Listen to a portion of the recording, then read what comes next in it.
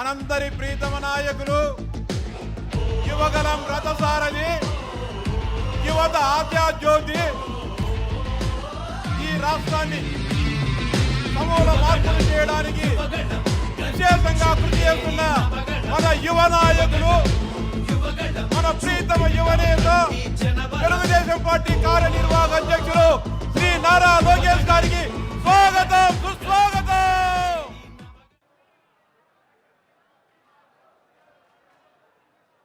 ఎన్టీఆర్ ఎన్టీఆర్ ఎన్టీఆర్ ఎన్టీఆర్ నాటి పాలకులు రాయలసీమ మీద విషం చెంపితే నాది మిషన్ రాయలసీమ అంటూ పారిశ్రామికంగా సాగునీటి పరంగా వ్యవసాయ పరంగా సంక్షేమ పరంగా రాయలసీమ ముద్దు బిడ్డగా రాయలసీమ ప్రాంత సర్వతోముఖ అభివృద్ధి కోసం నిరంతరం కృషి చేస్తూ అదేవిధంగా నాటి పాలకులు ఉపాధ్యాయులను బ్రాంతి సభల దగ్గర విధులకు పెడితే కాదు నేను సింగపూర్కు పంపించేసి ఈ రాష్ట్ర విద్యా వ్యవస్థనే సమూలంగా మార్పు చేస్తానని చెప్పి నిరూపించి ఈరోజు భారతదేశమే ఆంధ్రప్రదేశ్ విద్యారంగం వైపు చూసే విధంగా చేస్తున్న మన తెలుగుదేశం పార్టీ కార్యనిర్వాహక అధ్యక్షులు రాష్ట్ర మానవ వనరుల శాఖ మంత్రివర్యులు మనందరి ప్రియతమ నాయకులు గౌరవనీయులు శ్రీ నారా లోకేష్ గారిని మనందరిని ఉద్దేశించి ప్రసంగించవలసిందిగా సాదరంగా ఆహ్వానిస్తాను.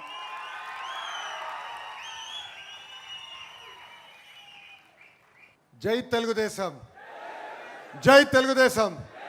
చంద్రబాబు నాయుడు గారి నాయకత్వం, చంద్రబాబు నాయుడు గారి నాయకత్వం. జోహార్ అన్న ఎన్టీఆర్, జోహార్ అన్న ఎన్టీఆర్. ఈరోజు వేదిక పైన మేమందరం కూర్చోగలుగుతున్నామంటే దాని వెనకాల వేదిక ముందలున్న తెలుగుదేశం పార్టీ కార్యకర్తల కష్టం చెమట ఉంది. ఎన్ని రకాలుగా ఇబ్బంది పెట్టినా ఎత్తిన పసుపు జెండా దించకుండా మడిమ తిప్పకుండా తెలుగుదేశం పార్టీకి కాపలా కాసింది తెలుగుదేశం పార్టీ కార్యకర్తలే. మీకు ఎంత చేసినా మీ రుణం నేను తీర్చుకోలేను. ఆనాడు యువగలం పాదయాత్రలో నేను ఇదే గడ్డపై పాదయాత్ర చేస్తే ఆనాటి పాలకులు నా పైన కోడిగుడ్లు విసిరేశారు. అయినా కార్యకర్తలు ఒకే ఒక మాట చెప్పారు, తగ్గేదే లేదు, ముందరికి నడుద్దామని. అడుగడుగున ఇబ్బంది పెట్టాలని ప్రయత్నించారు, కానీ మనం భయపడలేదు. మీ లోకేష్ యువగలం పాదయాత్ర ఆపేదానికి ప్రయత్నించారు. ఆనాడు GO1 తీసుకొస్తే మడిచి ఎక్కడ పెడతావు పెట్టుకోపో, ఈ యువగలం పాదయాత్ర ఆగద్దని చెప్పా. ఎప్పుడూ ఊహించిన విధంగా 175 స్థానాల్లో మనం పోటీ చేస్తే 164 స్థానాలు మనం కైవసం చేసుకుంటాం జరిగింది. అంతేకాదు దేవుడి గడప కడప గడ్డ. కడప జిల్లా అనేది తెలుగుదేశం పార్టీ కంచుకోటలాగా ఉండేది. అలాంటిది సుమారుగా 2 ఎన్నికలు మనం ఇబ్బంది పడ్డాం. కానీ తిరిగి మీ అందరి శ్రమతో తెలుగుదేశం పార్టీ కంచుకోటగా కడప జిల్లాని తీర్చిదిద్దాం. ప్రొద్దుటూరు అంటేనే చాలా పవర్ఫుల్. ఇక్కడ ప్రజలు ఎంత గట్టిగా ఉంటారో అంత గట్టిగానే మా పసుపు సైన్యం కూడా ఉంటుంది. సీతారాములు నివసించిన పవిత్రమైన భూమి మన ప్రొద్దుటూరు. కనికా పరమేశ్వరి ఆలయం, శోషమల్లి దర్గా, RCM చర్చ్ ఉన్న పుణ్యభూమి మన ప్రొద్దుటూరు. ప్రొద్దుటూరుని మినీ ముంబై అంటారు. ఎందుకంటే వ్యాపారంలో మీరు అమ్మ స్పీడు, మీ బ్లడ్లోనే వ్యాపారం ఉంటుంది. నేను అనేక సార్లు చెప్పా, రాష్ట్ర ఎన్నికలు మొత్తం ఫండింగ్ ఒక ప్రొద్దుటూరు నియోజకవర్గం చేయగలుగుతుంది. అబ్బా,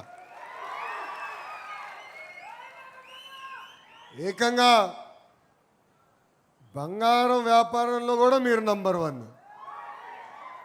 ఏ వ్యాపారం మీరు వదిలిపెట్టరు, అనుకుంటే చేసి తీరుతారు. ఆ పట్టుదలనే ప్రొద్దుటూరుకి పునాది అని ఈ సభాముఖంగా చెప్తున్నా.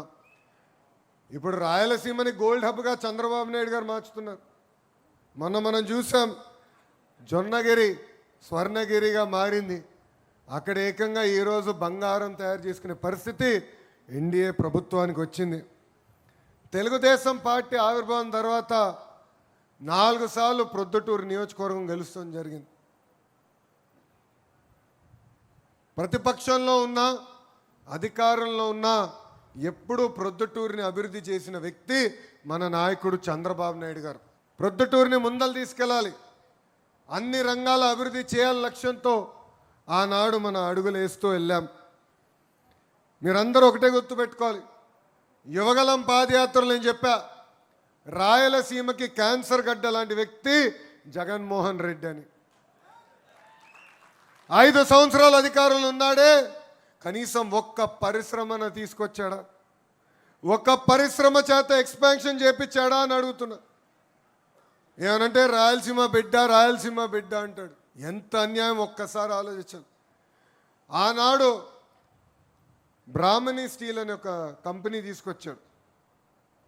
ఆ కంపెనీకి సుమారుగా 11,000 ఎకరాలు 18,000 రూపాయలకి ఇచ్చారు.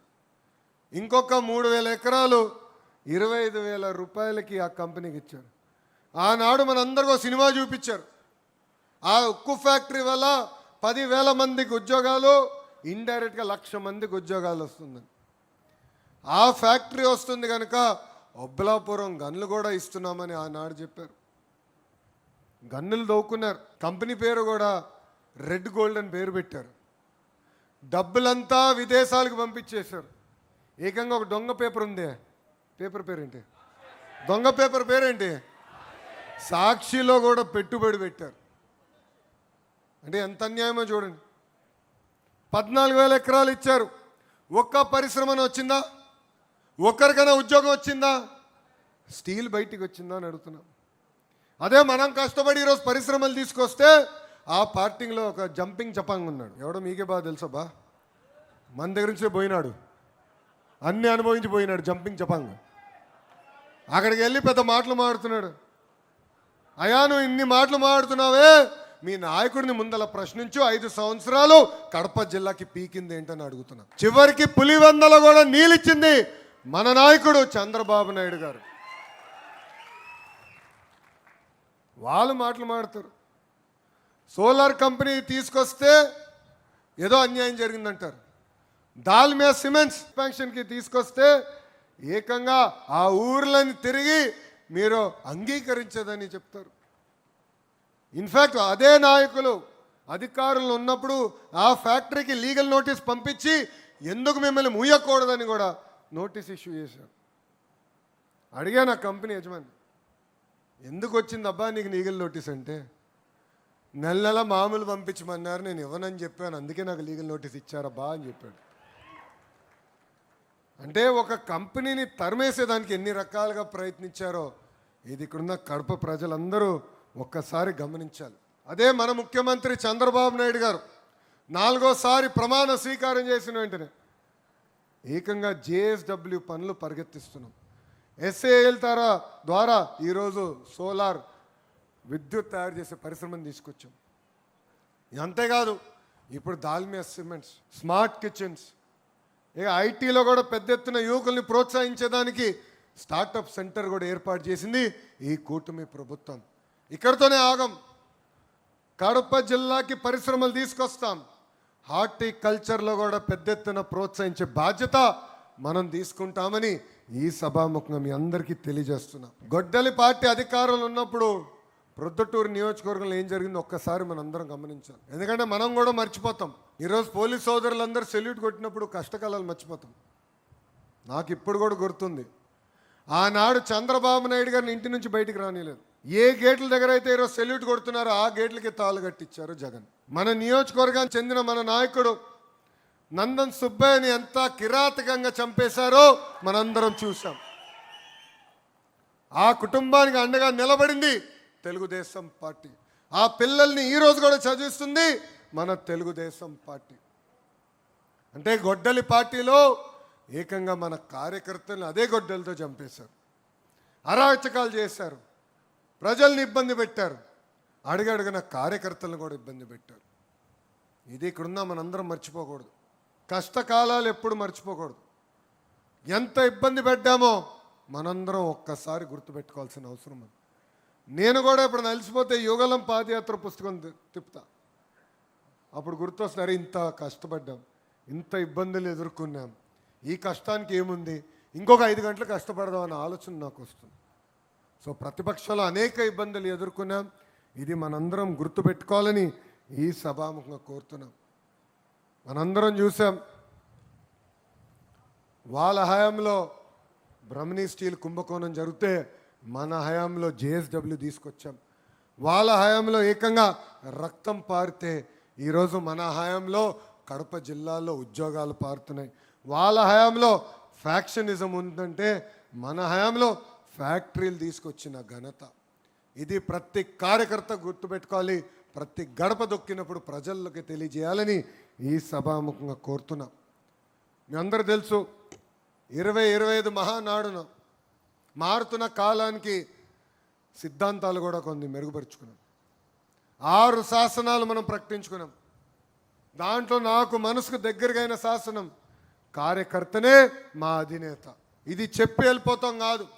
నియోజకవర్గానికి గౌరవ ముఖ్యమంత్రి చంద్రబాబు నాయుడు గారు కానీ మీ లోకేష్ వచ్చినప్పుడు కార్యకర్తలు కలిసి వేరే కార్యక్రమాలకు వెళ్తాం జరుగుతుంది. ఏనాడు మిమ్మల్ని కలవకుండా మేము తిరిగి వెళ్తాం జరగట్లేదు. ఎందుకంటే కార్యకర్తలు తెలియాలి, మీ సమస్యలు మేము తెలుసుకోవాలి, ఆ సమస్యలు పరిష్కరించే మార్గంలో మేము పనిచేయాలని. ఇక్కడున్న కార్యకర్తలందరూ విషయం కోరుతున్నాం.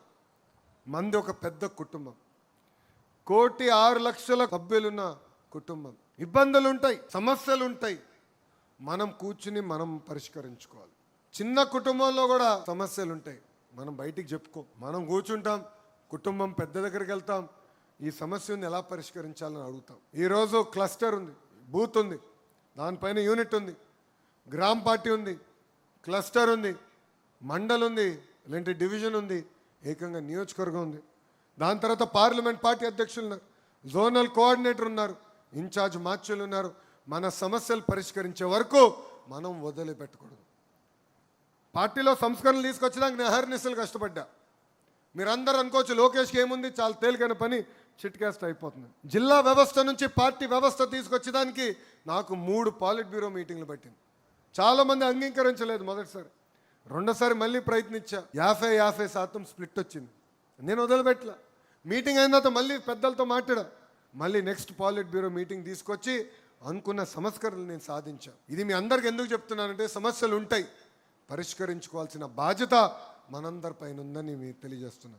అంతేగాని మీడియాకి ఎక్కి మనము పార్టీని ఇబ్బంది పెట్టే పరిస్థితి రాకూడదు.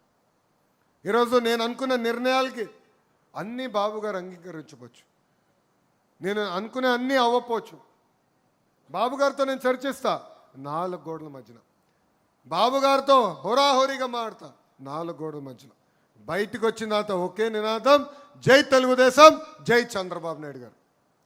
ఇది ఇక్కడున్న ప్రతి కార్యకర్త గుర్తుపెట్టుకోవాలని కోరుతున్నాను. పెద్దలు వరదరాజుల రెడ్డి గారు ఈరోజు శాసనసభ్యుడిగా మన ముందలు ఉన్నారు. వరదరాజుల రెడ్డి గారు కూడా కొన్ని విషయాలు చెప్పదలుచుకున్నారు. ప్రతిపక్షంలో నేను పాదయాత్ర చేసినప్పుడు అనేక మంది నాయకులు నాతో నడిచారు, కార్యకర్తలు నాతో నడిచారు. వాళ్ళందరూ ఎవరో మనకు అందరికీ బాగా తెలుసు. వాళ్ళందరినీ కూడా కలిసికట్టుగా తీసుకెళ్ళి ప్రోత్సహించాల్సిన బాధ్యత పెద్దలుగా మీ పైన ఉందని ఈ సభాముఖం మీకు తెలియజేస్తున్నా.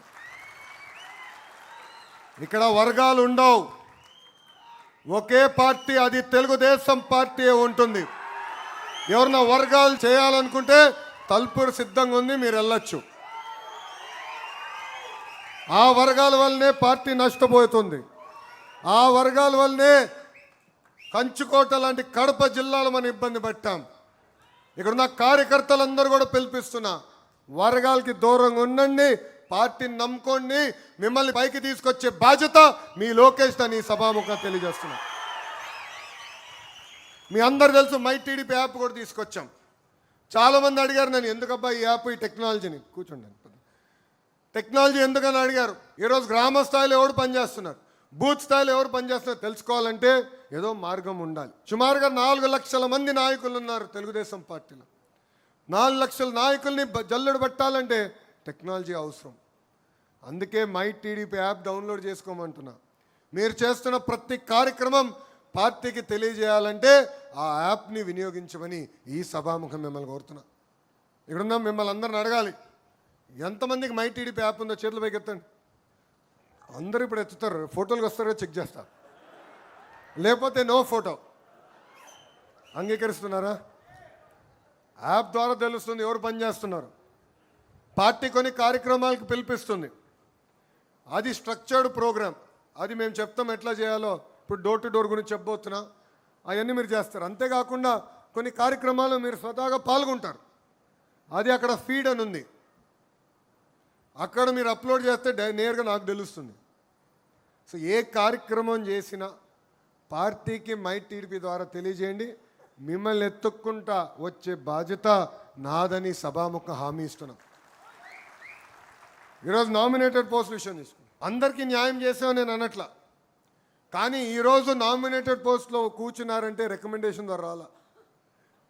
వరదరాజుల రెడ్డి గారు కానివ్వండి, మీ లోకేష్ కానివ్వండి, కేవలం ప్రతిపాదించగలుగుతాం. మా అందరికీ లాగిన్లు ఇచ్చింది పార్టీ. మేము ఎవరైనా ప్రతిపాదించాలంటే మీ సభ్యత్వ నంబర్ పెట్టి 5 ప్రశ్నలు అడుగుతుంది పార్టీ, అది మేము తెలియజేస్తాం.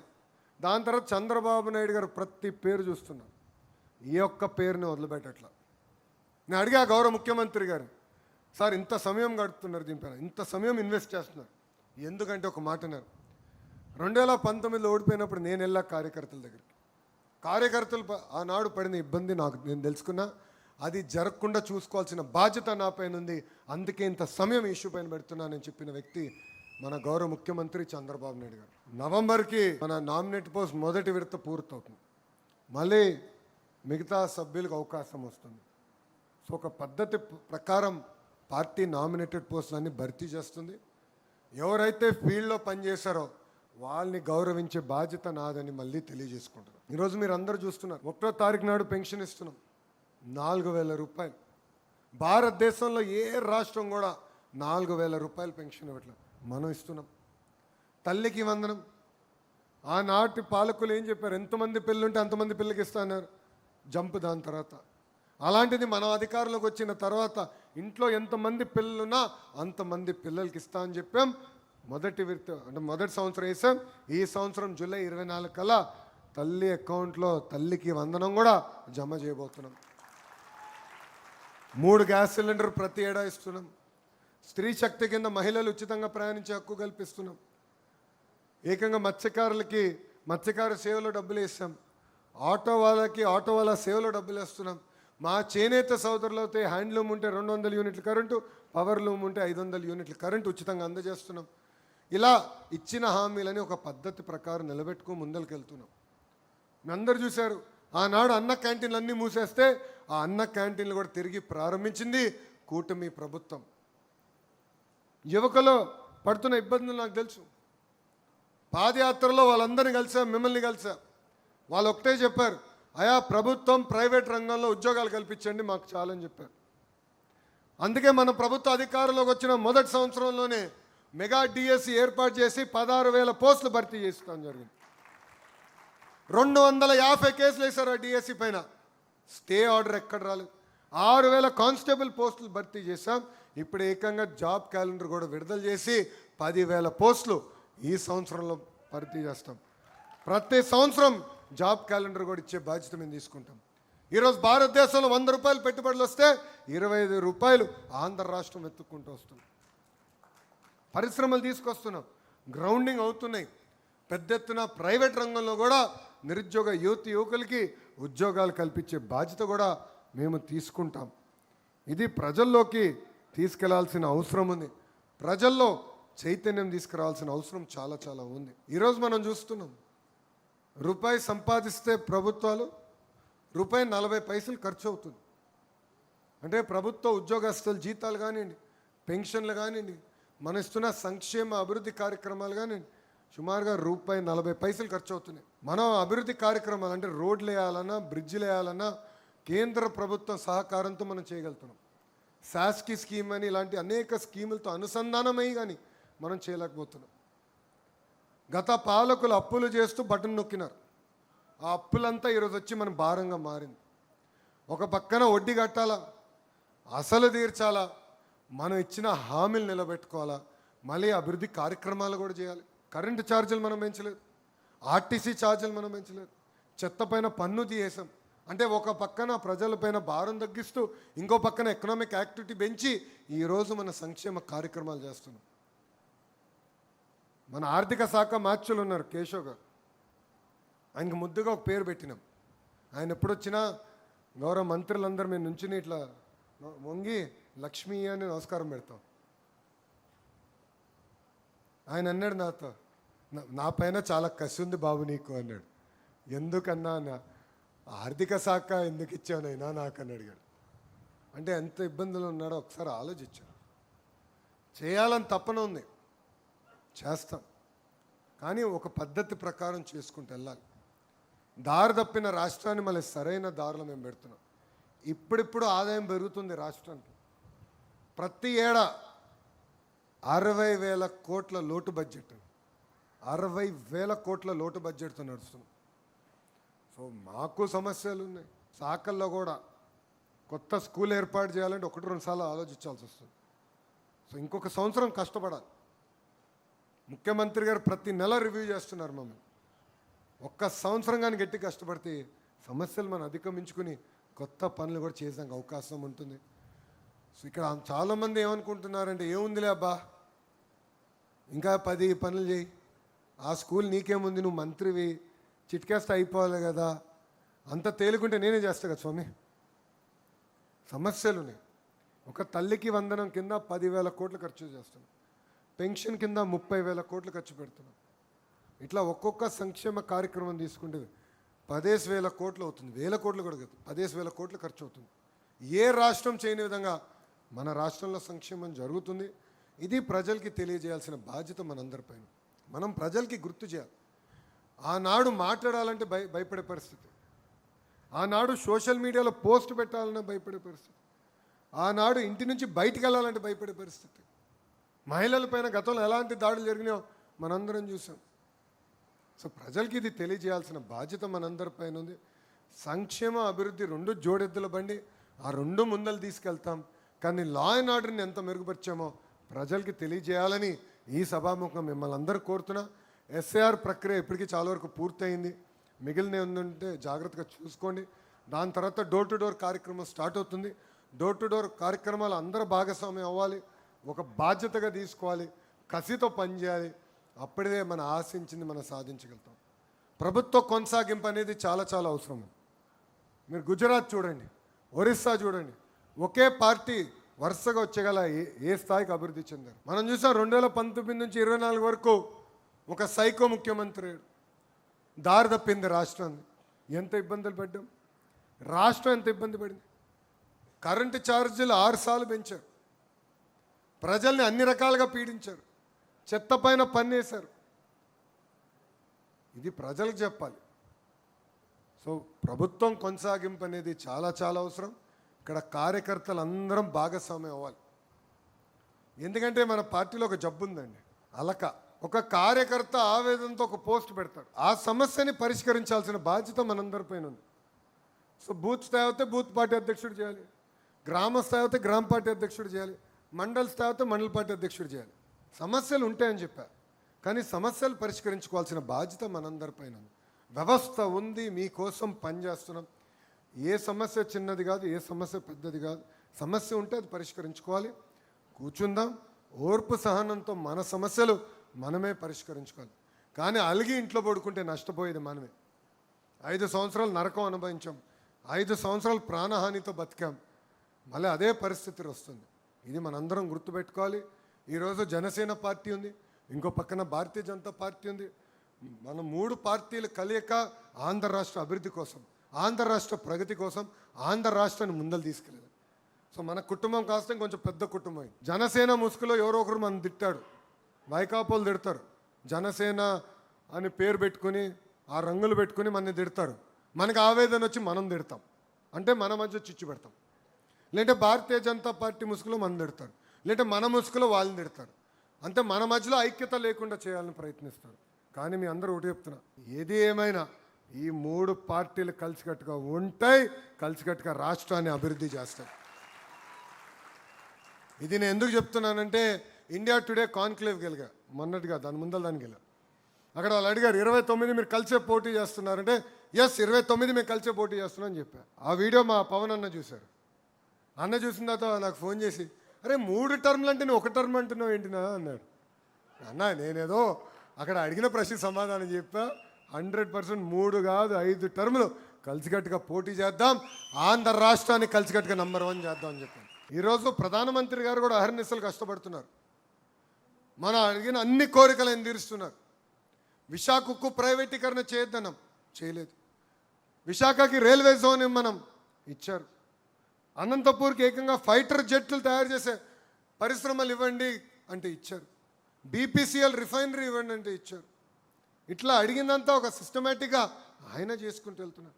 ఈరోజు మన ఇంత ఆర్థిక ఇబ్బందులున్నా మనం సంక్షేమ అభివృద్ధి చేయగలుగుతున్నాం అంటే దాని వెనకాల కేంద్ర ప్రభుత్వం సహకారం కూడా చాలా చాలా ఉంది.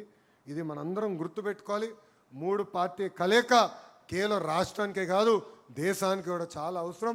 ఎందుకంటే right time, right person, right leader. ఈరోజు నరేంద్ర మోడీ గారు ప్రధానమంత్రిగా, గౌరవ ముఖ్యమంత్రి చంద్రబాబు నాయుడు గారు ముఖ్యమంత్రిగా మనం నడిపించగలుగుతున్నారు. కనుకనే మనకు సమస్యలు లేకుండా ముందరికెళ్తున్నాం. ఇది దయచేసి ఇక్కడున్న కార్యకర్తలందరినీ గుర్తుపెట్టుకోవాలని ఈ సభాముఖంగా మీ అందరు తెలియజేసుకుంటూ కలిసికట్టుగా పనిచేద్దాం. నాడు నేడు ఎప్పుడు నా నినాదం ఒకటే, కార్యకర్తనే మా అధినేత. సో మీకు అందుబాటులో ఉంటాం, మీ సమస్యలు పరిష్కరిస్తాం, అహర్నిశలు కష్టపడతామని ఈ సభాముఖంగా మీ అందరు తెలియజేసుకుంటూ 2-3 విషయాలు. ఒకటి, 2019 ముందల ఎవరైతే ఉపాధి హామీ నీరు చెట్టు కింద పని చేశారో మీరు మీ ఇంట్లో కూర్చుని డబ్బులు రాలేదంటే నాకు తెలీదు స్వామి. ఒక వ్యవస్థ ఉంది పార్టీ ఆఫీస్లో, అక్కడ శ్రీకాంత్ అని ఒక వ్యక్తి ఉన్నాడు. బిల్స్ అని ఇవ్వండి, పెండింగ్లో 5-10% ఉంది, అది యుద్ధ ప్రాతిపదికంగా క్లియర్ చేసే బాధ్యత నేను తీసుకుంటాను. రెండోది, కేసులు. చాలామంది కేసుల విషయం మర్చిపోతున్నారు. అధికారంలోకి వచ్చా కనుక ఎవరో సెల్యూట్ కొడుతున్నారులే, ఏమవుతుంది అనుకుంటే మళ్ళీ ఇబ్బంది పడతాం. కరెక్ట్గా ఎలక్షన్ టైంకి వచ్చేగాల ఎలక్షన్ కమిషన్ వాళ్ళు కేసులు తీస్తారు. ఆ కేసులని దొంగ కేసులు, చేయని నేరాలపైన మన పైన కేసులు పెట్టారు. నా పైన కూడా పెట్టారు స్వామి 23 కేసులు. 23 కేసులు కానీ ఉన్నాయా? ఎక్కువ ఉన్నాయా? ఇక్కడ ఎవరికైనా ఎన్ని ఉన్నాయబ్బా? ఎన్ని? 23 ఉన్నాయి. 24 అంటే 24 ఉన్నాయంటావు. 23? Very good. సో ఒక్కరే ఉన్నారు 23 కేసులు. ఎస్సీ కేసు పెట్టారు నా పైన, SC case, attempt murder case, ఏకంగా ట్రాక్టర్ ర్యాష్ డ్రైవింగ్ కేసు కూడా పెట్టారు. ట్రాక్టర్ని ర్యాష్ డ్రైవింగ్ చేయొచ్చా నాకు తెలియదు, ఆ కేసు కూడా పెట్టారు. అంటే ఎన్ని రకాల ఇబ్బంది పెట్టాలో పెట్టారు. పార్టీలో ఒక వ్యవస్థను పెట్టాం. పార్టీ ఆఫీస్కి రండి, అక్కడ వ్యవస్థ ఉంది మీకోసం పనిచేస్తుంది. ఎందుకంటే ఇప్పటివరకు మా దగ్గర ఉన్న సమాచారం మేరకు సుమారుగా 3000 ఎఫ్ఐఆర్లు ఉన్నాయి. దాంట్లో 30,000 మంది పేర్లు, యూనిక్ పీపుల్ పేర్లు, 30,000 మంది కార్యకర్తల పేరుంది. 80% ఇప్పటికీ క్లియర్ అయింది, 20% పెండింగ్ ఉంది. దయచేసి నిర్లక్ష్యంగా వివరించదు కేసుల విషయం అని నేను ఈ సభాముఖం మిమ్మల్ని అందరినీ కోరుకుంటూ అహర్నిశలు కష్టపడదాం, ప్రతి గడప దొక్కుదాం, ప్రతి బూత్ గెలిస్తే నియోజకవర్గం గెలుస్తాం. నేను 91,000 మెజార్టీతో మంగళగిరి గెలిచిన, కానీ 20 బూతుల్లో ఇప్పటికీ నాకు మైనస్ ఉంది. 20 బూతులు సమీక్ష చేసుకున్నా, ఆ 20 బూతుల్లో ఎందుకు మైనస్ వచ్చింది? నాయకత్వమా, మన ప్రవర్తననా, దేనివల్ల ఇబ్బంది పడుతున్నా అనేది నేను సమీక్ష చేసుకున్నా. సో 91,000 మెజార్టీ వచ్చినప్పుడే నేను అంత కష్టపడుతుంటే మళ్ళీ మనందరం అంత కష్టపడాలి. ప్రతి బూత్ ఇంపార్టెంట్, ప్రతి ఓట్ ఇంపార్టెంట్. ప్రజల్లో తిరుగుదాం, ప్రజల్లో చైతన్యం తీసుకొద్దాం.